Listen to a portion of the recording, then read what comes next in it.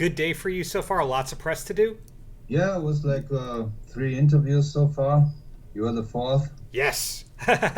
Well, thank you Cool. very much for doing this.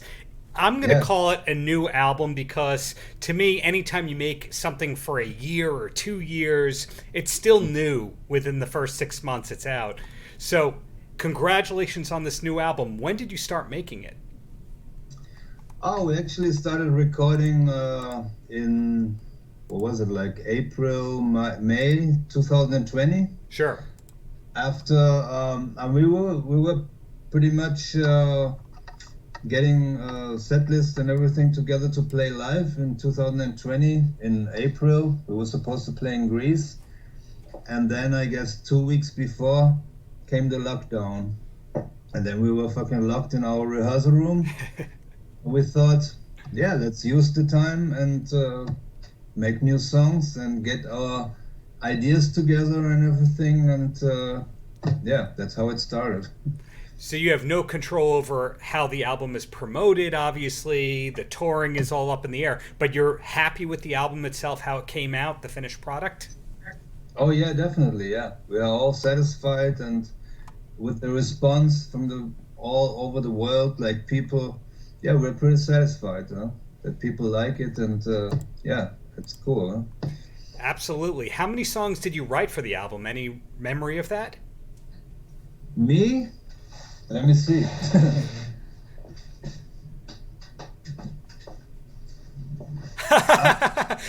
The exact number on the album, I take it?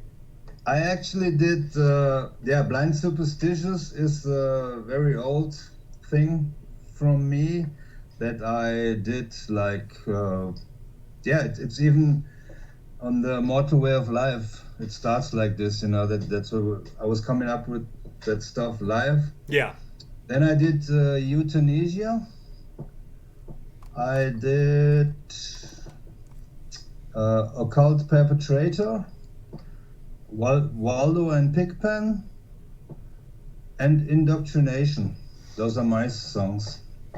Well, in general, sometimes you'll speak to an artist and you say, how many songs did you write for the new album? And they'll go 60. And then other people go, well, there's this many on the album and then one Japanese bonus track. So that plus one. So in your case, only 12 to 15 songs were written for the album? No, we actually had more songs, and we had like 15 or 16, but Tom decided to put those that are on the album right now, and yeah, that's how he came up with that. Yeah, so am I getting you from Germany or do you still live in Brazil these days? No, I live in Germany, yeah, for a longer time already. It was just a few years in Brazil? Yeah, I was 6 years in Brazil from 2000 to 2006, and then I came back to Germany. Got it. Well, that's fantastic. I think I Germany is definitely interesting, but one of the things I love about Germany is how it treats its musicians compared to other countries. For example, you can be over 35 and still be in a cool rock band that's played on TV and the radio and all that. What is it that keeps you based in Germany? Is it just that appreciation that people generally have, or family is there, or what is it? Yeah, actually, I mean, I had a very good time in Brazil, but I knew for sure that if I put the same work and everything here in Germany in my like music career, Yeah. it's going to be better, because Germany for me is safer, and I know how to make money here in Germany. In Brazil, it was very difficult, man. I can tell you, you work a lot and you earn so less. It's Yeah. fucking, yeah, it's hard there, yeah. I mean, it was a lot of fun and everything, a totally different experience and everything. I love Brazil, but I knew that I can do more in Germany here. Like, it's better for my career, actually.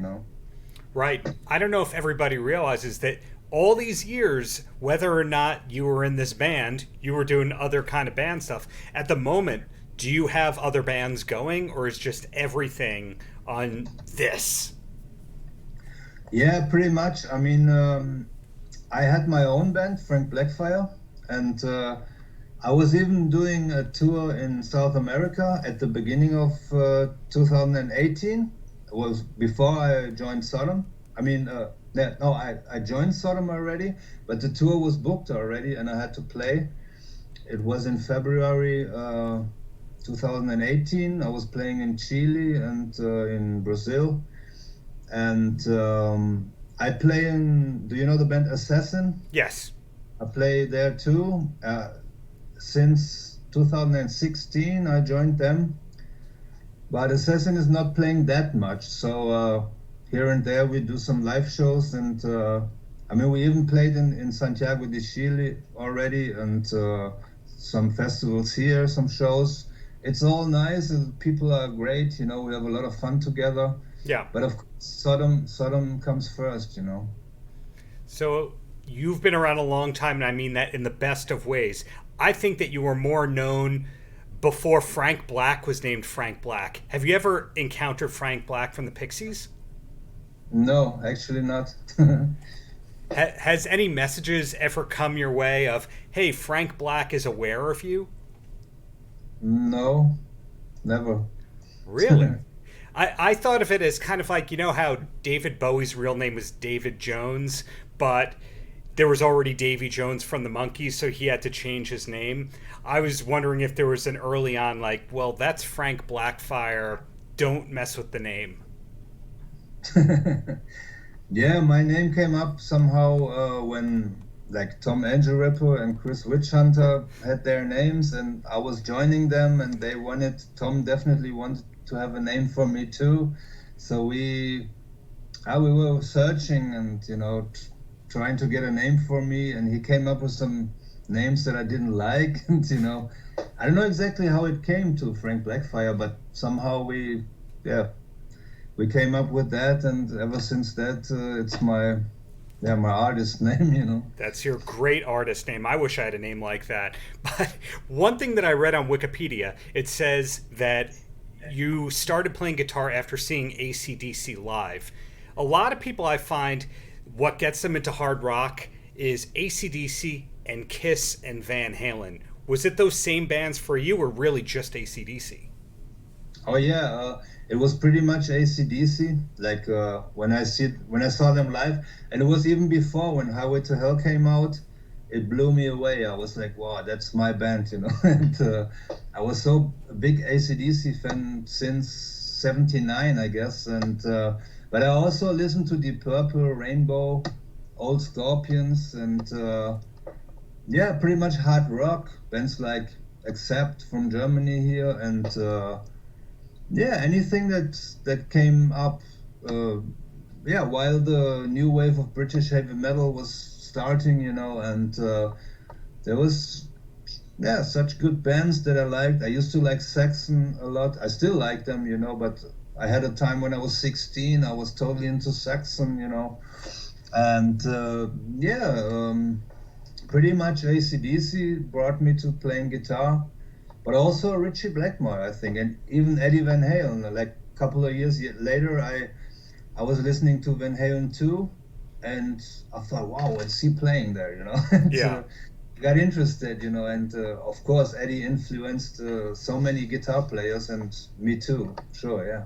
Are you the kind of guitar player that plays 5 hours a day even when they're not touring or in the studio?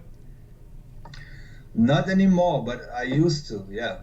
I mean, I still try to practice as much as possible, and I mean, you have to actually. If you play very fast stuff, you have to keep going, you know. Yeah. If you play guitar for 2-3 days, you fucking lame, you know. I always have to play. I like to play every day, even if I grab the guitar and play something mellow or whatever, you know. And I love guitar. I'm so, ever since I got my first guitar, I'm so, wow, you know. Yeah. Guitar, so beautiful, you know, and I still love it. Yeah, I can't have enough guitars, you know. And, guitar my life. Yeah. One of the things I love about your band, and also I appreciate about you, is how even though how serious the music is and how serious the lyrics are and the images are, you always seemed like you had a great sense of humor the second that you weren't playing your music, that you were a fun/funny band. and it's just the music was serious, and then you knew when to turn it off. Whereas a lot of artists that I speak to whose music is kind of funny, it's the opposite thing. They're very serious. So were you guys always funny, or did you mellow with age? I was always funny. I always had to laugh with people and make jokes and everything, and I was always like that. Ever since I was a little kid or something, I was always like, I never took everything serious. I mean, yeah, sure, serious in a way that I really wanted to work professional, but I always needed the fun, you know. Yeah. Without fun in a band, I guess, yeah, there's the biggest part is missing, you know. You have to have fun, you have to laugh a lot, and that's life was all about, you know. Fun, laughing a lot, like talking bullshit, you know, stupid jokes and everything. It was always like this, yeah, sure. Cool. Well, two quick questions and then you're free for me. And the first question, it's totally cool if it's in German, but do you have a TV show that you could recommend to people who need a new show to start watching? A TV show here in Germany, or what do you mean? Everyone that's been locked down has just been watching, I find, 3 times more television than they've ever watched before.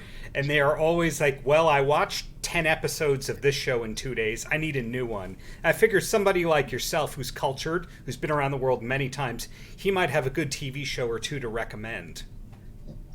No, actually, I don't have a TV for years. I don't watch TV at all. Wow. Totally opposite, you know, and because I think,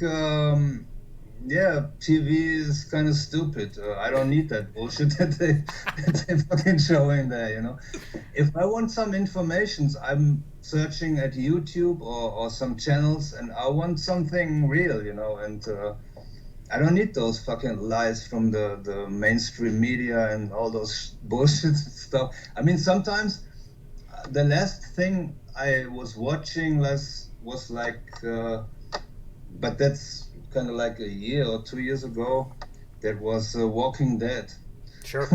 It was kind of like some episodes I was watching, but then I had to stop because I said, no, I don't want to continue.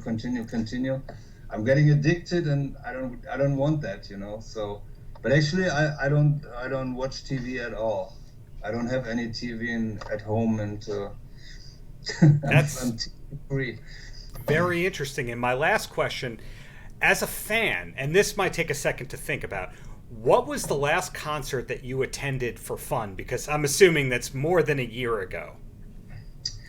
Yeah, it was the last concert I seen. That was the Canadian band Saga. And that was fucking, wow. I used to love Saga when I was 16, like at the beginning of the 80s, when they get big here in Germany. And I was like listening to them because there was some kind of music that I really liked, you know. And I heard they split it up like in 2017. Right. And I missed their last tour here in Germany. I thought, fuck, I didn't see them. I wanted to see them live again because I still like them, you know. And then I seen they're gonna be on tour in 2020 in January. They were here in Germany. I said, wow, I gotta go. It was a place close to here where we played with Sodom too, and I had to go there. And I had connection with the promoter, like our booker and promoter. They knew each other, and he said, yeah, you can get in for free. I said, wow. The right price. It was a great show, man. They are still good. I mean, the singer is like 65 or something, and he's so active still, and at this age, you know, I want to be on stage with that age too, at that age, you know, and yeah. That sounds like a great show. Well, I hope when things get normal again to see you live in New York, but thank you so much for your time, and just keep up the great work, Frank. Yeah, sure, man. Thanks. Thank you. Have a great day. Paltrocast.